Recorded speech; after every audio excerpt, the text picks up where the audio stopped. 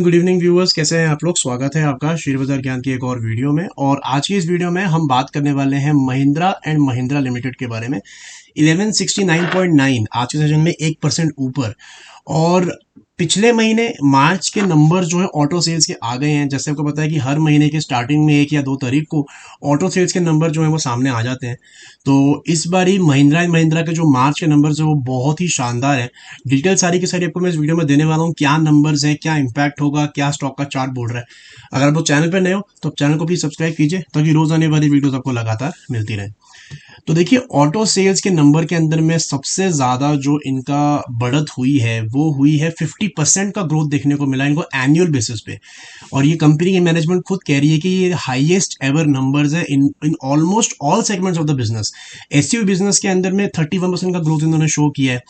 अगर year on year मतलब कि मार्च 2023 और मार्च 2022 की आप बात करोगे, कंपेयर करोगे, तो ट्रैक्टर सेल्स जो है वो 18% ऊपर गई हैं। 3 व्हीलर डिस्पैचेस जो है 41% ऊपर गए हैं। Sales of medium capacity light commercial vehicles 15% ऊपर गए हैं। टोटल पैसेंजर व्हीकल्स जो है वो 59% जंप हुई है। तो जो नंबर्स आने वाले हैं ना, आने वाले क्वार्टर्स के अंदर में, वो बहुत ही तोड़फोड़ वाले नंबर्स आने वाले हैं। स्टॉक के चार्ट के अंदर में हालांकि ऐसा कुछ देखने को नहीं मिलता, टू बी ऑनेस्ट। अगर हम स्टॉक का चार्ट देखेंगे तो I think most of this news is already factored in, already discounted है स्टॉक के चार्ट्स के अंदर में। और यही रीजन है कि स्टॉक का चार्ट कुछ खास करते हुए नहीं दिख रहा है। अगर आप आज का सेशन भी देखोगे तो अगर कोई कंपनी का मैनेजमेंट आके बोल रहा है कि आज तक हमने मार्च में इतने व्हीकल्स नहीं बेचे हैं, तो स्टॉक को कम से कम 4-5% तो ऊपर होना चाहिए। लेकिन on the flip side stock जो है 1% ऊपर बंद हुआ है, लगभग 1% ऊपर। So I don't think there is a lot of enthusiasm और excitement on the Eminem share. Again वही बात है, बहुत सिंपल सी बात है कि जो 20 और 200 मूविंग एवरेज के बीच का गैप है, you can see that it is so big. मैंने बार बार मेरे वीडियोस के अंदर में रिपीट किया है कि जो भी ये एवरेज का गैप बीच में बड़ा हो जाएगा, the stock has to correct, it has to come down. So I think right now एक करेक्शन फेज के अंदर में एमिनम का स्टॉक है। अगर आप क्योंकि ये वीकली चार्ट है और आप वीकली चार्ट को देखोगे तो पिछले 7 हफ्तों से ये स्टॉक रेड में बंद हो रहा है, बारिंग द लास्ट वीक भी ये ग्रीन में बंद हुआ है। लेकिन वो ग्रीन में बंद में दम नहीं है, बिकॉज ग्रीन में बंद होना अलग बात है और अपने रेड कैंडल के हाइस के ऊपर बंद होना अलग बात है। अगर इस हफ्ते ये जो रेड कैंडल के ऊपर मैंने पॉइंट किया है, जो एरो पॉइंट किया है, अगर ये इसके ऊपर बंद होता है, 1180 इज द लेवल, 1180 के ऊपर में अगर ये हफ्ते क्लोजिंग देता है, तब थोड़ी सी रिस्पाइट देखने को इसके अंदर मिलेगी। बिकॉज 1400 से लगातार ये शेयर जो है गिरता आ रहा है। हर हफ्ते रेड कैंडल बनाता है, हर हफ्ते 3-4% फिसल जाता है। 1400 से अगर आप देखोगे तो ऑलमोस्ट मोर देन 15% जो है स्टॉक ऊपर से नीचे आ चुका है। So right now it is important कि एक बार अपने रेड कैंडल के हाइस को निकाले और फिर थोड़ा सा respite they. But still I don't think कि बहुत बड़ी कोई रैली आएगी। जैसे मैंने आपको बताया कि ये न्यूज फैक्टर्ड इन लग रही है मेरे को।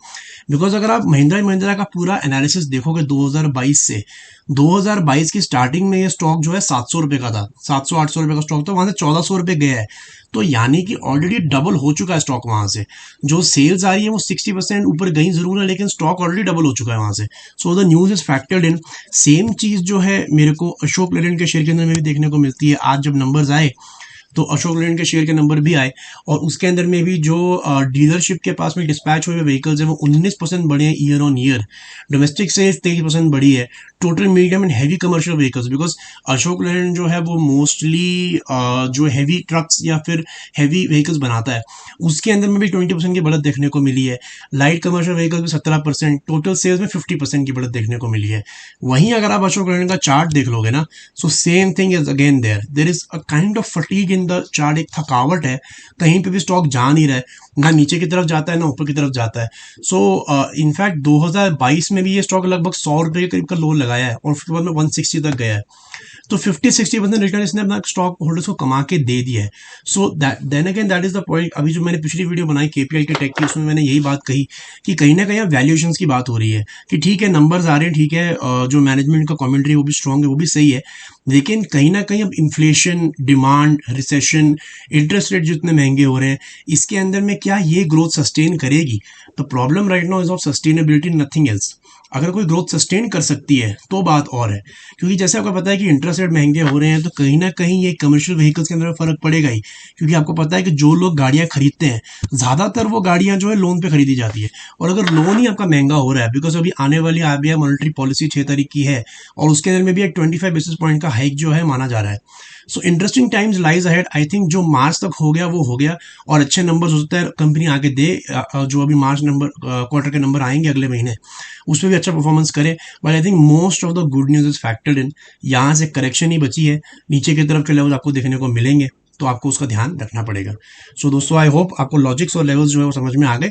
कोई सवाल है आपका तो आप कमेंट सेक्शन में डाल सकते हैं। मैं मिलूंगा आपसे अपनी अगली वीडियो में, तब तक आप अपना ख्याल रखें and all the best guys.